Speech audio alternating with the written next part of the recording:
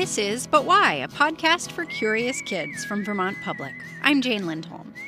On this show, we take questions from curious kids like you, and we find interesting people to answer them.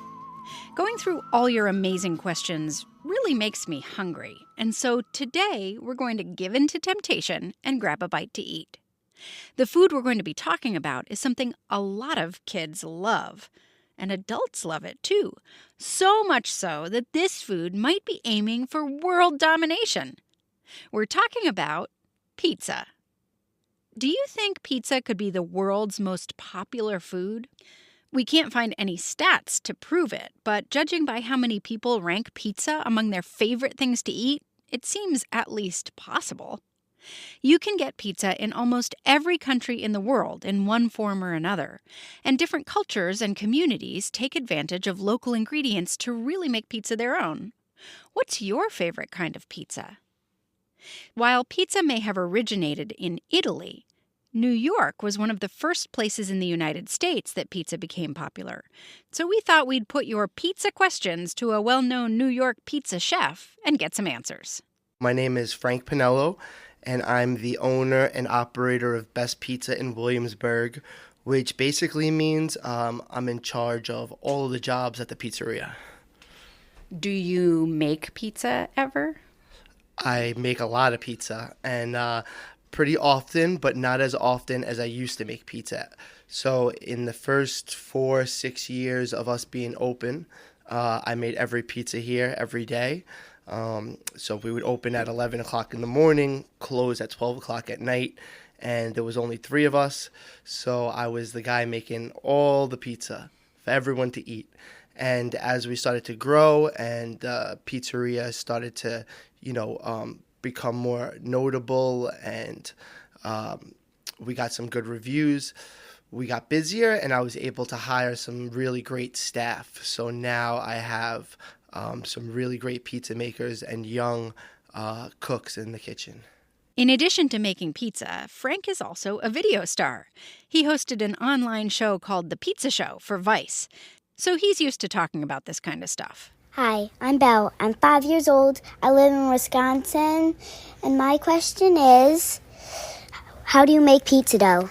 Hello, Belle. That's a great question. So pizza dough is primarily made from flour. So if you've ever seen your family or friends make, a pie or make cookies at home, that usually starts with a dough. For cookies, it's obviously a sweet dough, and for pizza, it's not sweet. It's savory. So we basically take flour, and we mix flour with water. We mix flour with yeast, and we mix all of that up. And then there's a fermentation process. So this is where the science comes in. Basically, the flour goes from becoming almost like a dust into a dough, like a Play-Doh, which I'm sure you're all familiar with. And if you leave it alone in the right temperature, the flour will start to grow. And the yeast will eat the proteins in the flour, and it chemically changes the flour into a dough. Yeast is a single-celled organism that exists naturally in the environment, and yeast is actually alive. So when Frank says the yeast will eat the proteins in the flour, that's not a figure of speech. Yeast is a sugar-eating fungus, but you don't have to go to the pet store to buy yeast. You can get it right in your grocery store. For baking, manufacturers take pure yeast and feed it molasses, and that grows more yeast. Then they package up the yeast and sell it to people who want to make pizza dough or bread or whatever else you want to bake.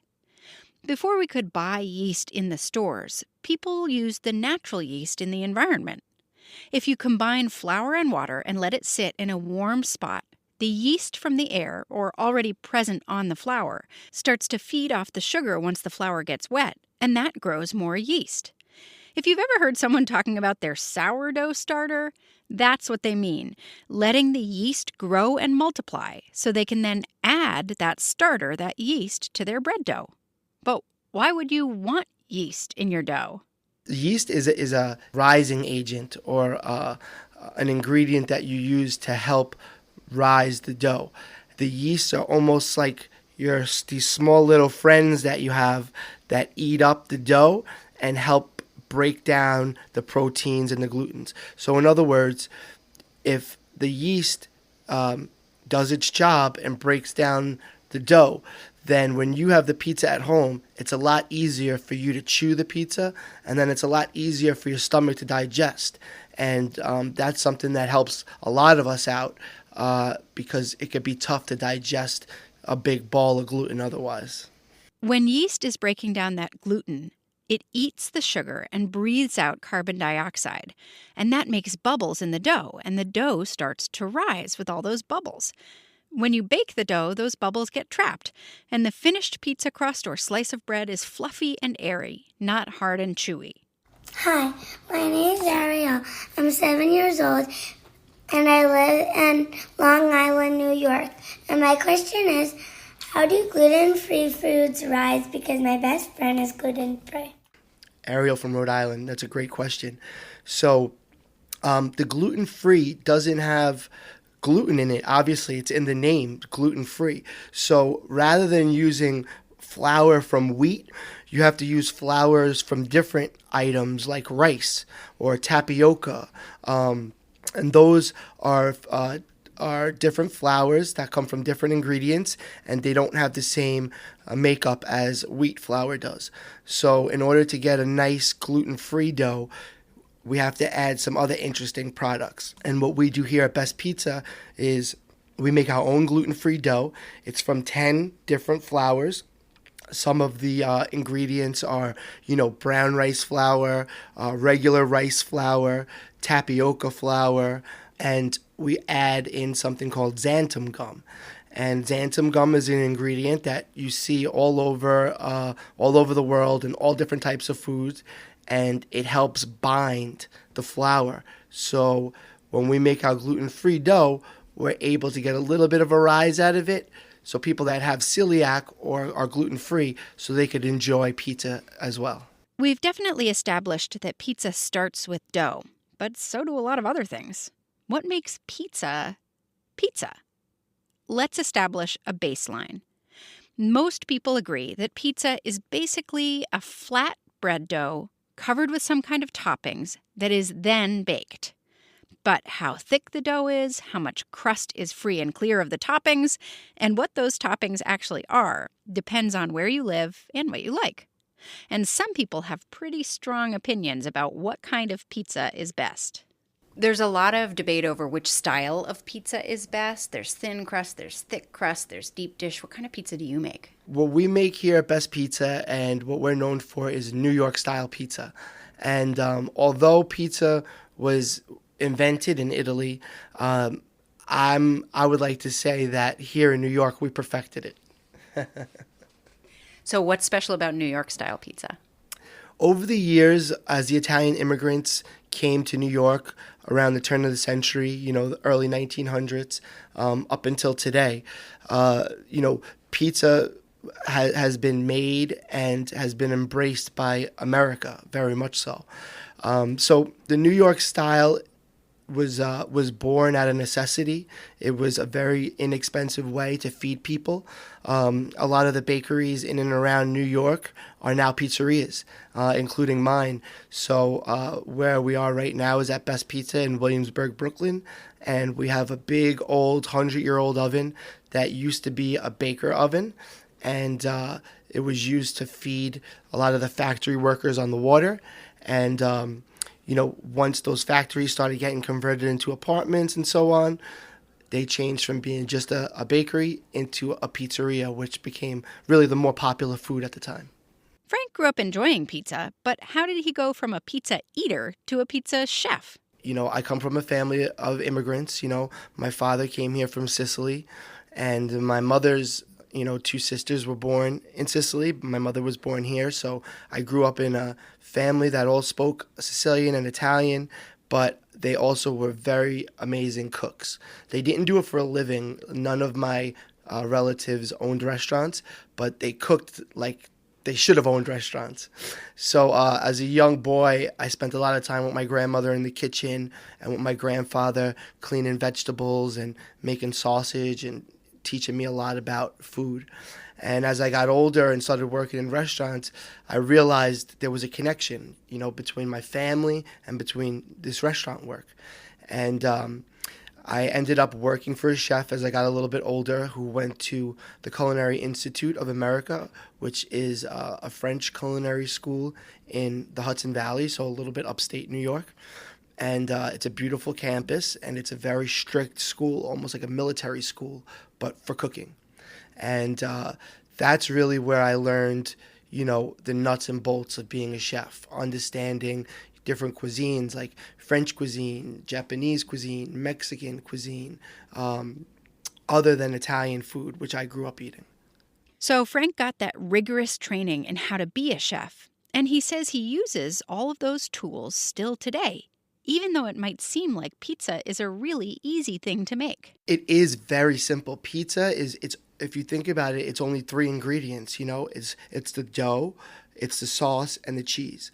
But the preparation of all of those 3 ingredients are very complicated behind the scenes. So it's simple in theory and simple by, just looking at it. But when you dig into it a little bit more, it gets a lot more complicated. And I would say the biggest thing is that pizza is basically a mix between baking and cooking, right? So in baking, there's a lot of science and math. You have to be very exact. You can't really play around with the recipes. You have to make the recipes as they are. And in cooking, you're able to kind of be a little more creative. You can, throw different spices in, cook at different temperatures, and there's a little bit more room for creativity. In pizza, it's a mix of baking and cooking. So my education at the Culinary Institute, or the CIA as it's called, was perfect because they taught us baking and the science behind baking, which is very important in pizza. And then they taught us cooking and how important ingredients are, and that all related to what I do. Plus, Frank has had to learn how to be a business owner, hiring and mentoring staff, making sure customers know about his restaurant, doing all of the accounting and keeping track of money, and keeping his equipment in order. It's a lot of work. But if you really love pizza as much as Frank does, maybe you'll become a pizza chef someday. Thanks to Frank Pinello for sharing his pizza journey with us. Coming up, is pizza Italian, American, or global? This is But Why, a podcast for curious kids. I'm Jane Lindholm. We're learning about a food that is a favorite of a lot of kids and adults. It's gooey, it's cheesy, it's pizza. I mentioned that pizza is a food you can eat almost anywhere. But how did it take over the globe? Hi, my name is Valerie. I'm 6 years old, and I'm recording from Sunnyside, Queens. And my question is, who invented pizza? To answer this question, we tracked down a food historian. Scott Wiener is another lifelong pizza lover in New York. He loves pizza so much that he even runs pizza tours of the city. Scott started out with the same question Valerie has. The word pizza meant something very different in the 10th century than it means today, and it meant something very different again in the late 16th century than it does today. So that journey of the word is an interesting one. In the 10th century, it was this broad term that just referred to cookies and cakes and mostly sweet items. Nothing with tomato on it, because the tomato did not exist in Europe at the time. The tomato was brought over from Central America in the late 1400s, early 1500s. And when it landed in Europe, it was brought over by the Spanish, and the Spanish in the late 1400s and early 1500s had a colony in what is now southern Italy, and what now includes the city of Naples, which is the birthplace of pizza. So the tomato landed in Naples only in the early 1500s. And we couldn't really have something that we all agree is pizza without the tomato being in the picture. So the word pizza, or the idea of pizza, is much, much, much older than what we think of as pizza today. Exactly correct. It was a broad term that would gain some specificity in different parts of Italy. So in Naples, when people started making these flattened doughs with items baked on top, that became known as pizza napoletana, the pizza of Naples. So just like if you like to make cookies at home, and maybe what you call cookies are just chocolate chip cookies, that's cookies to you.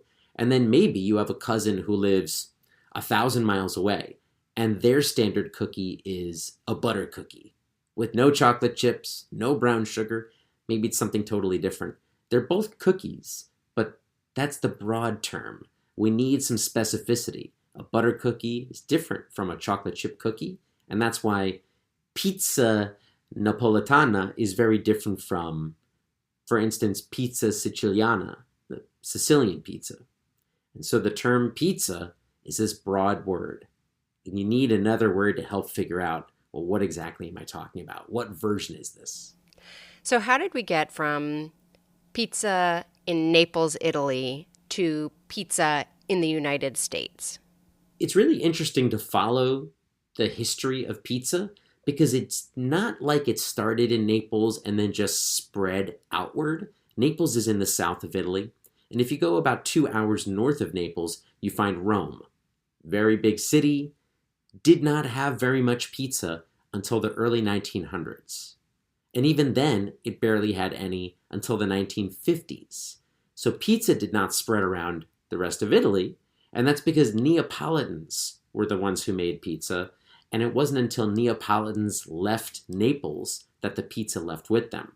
And that happened in the late 1800s. There was a big push to move to places like New York City, Philadelphia, Pennsylvania, New Haven, Connecticut, Trenton, New Jersey, and even parts of South America because they had factory jobs that needed workers. And those workers did not have to speak English. And Southern Italian men, who were farmers mostly, realized that they could work in these jobs, make so much more money than they would make as farmers in Southern Italy. And here's the kicker, they would be able to afford to eat meat every single week. And that brought in lots of Southern Italian immigrants into those cities that I just mentioned. And that's how pizza spread. So all those cities got pizza in the late 1800s and early 1900s. Whereas if you go to Australia or Russia or China, you wouldn't find pizza until much later. So how did it spread then beyond the United States and beyond where people from Italy and specifically from Naples were immigrating? The big push after the spread of pizza around the United States didn't happen until after the Second World War. And that was this combination of economic boom in the United States combined with the rise of media. Once you had radio and newspapers and everybody singing and recording songs that mentioned, oh, if the moon hits your eye like a big pizza pie, well, suddenly that food spreads way past the places that make it. And in the 1950s and 1960s, there are articles all over the world that are explaining what pizza is. And one of the big events that helped spread it was the 1964 World's Fair. It's an event that happened in New York City, in Queens. And at that event, there was a pavilion for understanding the culture of India, understanding the culture of Uzbekistan, understanding the culture of Egypt. And then there was a pizza pavilion called the Mastro Pizza Pavilion. And you could get pizza by the slice. You could watch people tossing dough up in the air.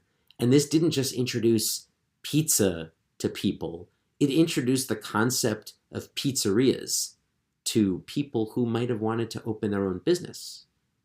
And so the company that ran it also happened to sell pizza ovens, dough mixing machines, tables with refrigeration underneath. So if you enjoyed it at the World's Fair, you might think, well, oh, this is a business that I could get into. And so the World's Fair in 1964 really exposed the whole world, not just to pizza, but really to this New York style of pizza. And the rise of global media, TV, and now the internet has spread all kinds of cultural phenomena from one place to another. Pizza is just one of them. My name is Hugo. I live in Burlington, Vermont. I'm 5 years old, and my question is, do all countries have pizza? That's a great question, Hugo. There are hundreds of countries around the world. Here at But Why, we haven't checked with every single one of them to make sure they have pizza or a local dish that's pizza-like. But truly, there are a lot of different types of pizza around the world. Some cultures like to put their own spin on toppings, like in Sweden, where they make a kebab pizza, or in France, where you'll often find an egg on top. Some countries, especially in the Middle East, enjoy flatbreads that are similar to pizza. They're thin-crusted with toppings that reflect the local tastes. In Argentina and other countries, light and airy focaccia, a type of bread with toppings, is a favorite. In Scotland, some people deep-fry pizza. In Mexico, there's a type of pizza made with a tortilla topped with beans and queso. And in Poland, pizza is made on a baguette and is a popular street food. I have personally eaten pizza in Nairobi, Kenya, Siem Reap, Cambodia, and Pisco Elqui, Chile. Even here in the United States, we have lots of local variations. New York-style pizza is a round pizza that's quite large, 16 to 20 inches in diameter. It's cut into 8 slices usually. The center of the pizza is pretty thin, but the edge, the outside, the ring around the outside, usually has a little bit of puff. And it's topped with a type of cheese called low-moisture mozzarella. It's the kind that you usually see shredded. And when you eat it by picking it up, you fold it in half, and you can eat it while standing up or while walking. And that's why it's New York-style pizza, because New Yorkers are always walking. And if it's a food that we need to sit down to eat, it's not right for us. Which brings me to Chicago deep dish, a very different style of pizza. It's usually 2 inches thick. It has a dense, brittle, biscuit-like crust that has a lot of oil in it, and it's baked in these round cake pans. And the dough rises up the sides of the cake pans so that the toppings are more like fillings in a pie. It starts with cheese, then you get your toppings, usually sausage in Chicago, and then the last thing on the pizza is sauce. So the sauce is at the very top, kind of unusual. Then there's Neapolitan pizza. Neapolitan is very small. It's usually about 12 inches in diameter, and it's very puffy on the outside, thin in the center, and it usually bakes in under 2 minutes. And it can bake that fast because the ovens are over 800 degrees Fahrenheit. Sometimes they're more like 900, 950 degrees, which is around over 500 Celsius. And so they bake so fast, which means the crusts are a little softer. You won't get crunch on a Neapolitan pizza. Then there's Detroit-style pizza, New Haven-style pizza, California pizza, and whatever you like where you live. So with all of this variation, is pizza Italian? Is it something we can claim as American now? Or is it something else entirely? I don't think anybody owns pizza, and I don't think anybody has owned it since the early 1900s. I strongly believe that pizza is this food that, even at its origin in Naples, it's made up of ingredients from all over the world. The tomato is from Central America. Basil and mozzarella were really from South Asia, from India. Olive oil is a Mediterranean product that's not specific to southern Italy. Wheat is from the Fertile Crescent in what we now call the Middle East. So every component of pizza is not originally from Italy, but it came together in southern Italy. And it was this southern Italian ingenuity that pulled it together and made that original product.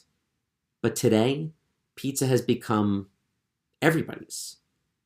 So whoever is making the pizza, that style is theirs. And it's not even just a city or a state or a country or a continent. Sometimes it's really the people who make it. So as much as we know that the origins of pizza were in southern Italy, I don't think it's an Italian food anymore. It really is global. What's your favorite kind of pizza? Either style or toppings or both? I love a cheese pizza. I'll eat anything on a pizza, but a cheese pizza, New York style, that's the one that I could eat every day. And there are even some weeks when I do eat it every day. Actually, Scott has a limit on the amount of pizza he can eat. 15 slices a week. That's a lot. What would your limit be if you were allowed to eat as many slices as you'd like? That's it for this episode. Thanks to Scott Wiener of Scott's Pizza Tours and to Frank Pinello of Best Pizza in Williamsburg, Brooklyn. If you have a question about anything, you can send it to us. Have an adult record you asking. It's easy to do on a smartphone using an app like Voice Memos or Voice Recorder. Be sure to include your first name, where you live, and how old you are. And try not to record in the car or a noisy environment, unless your question is about that noisy environment. Then have your adult email the file to questions@butwhykids.org. We can't answer every question we get, but we do listen to them all. The But Why team includes Melody Bodette, Kiana Haskin, and me, Jane Lindholm. Joey Palumbo produces our YouTube Bites series. Go check it out. We're produced at Vermont Public and distributed by PRX, and our theme music is by Luke Reynolds. We'll be back in 2 weeks with an all-new episode. Until then, stay curious.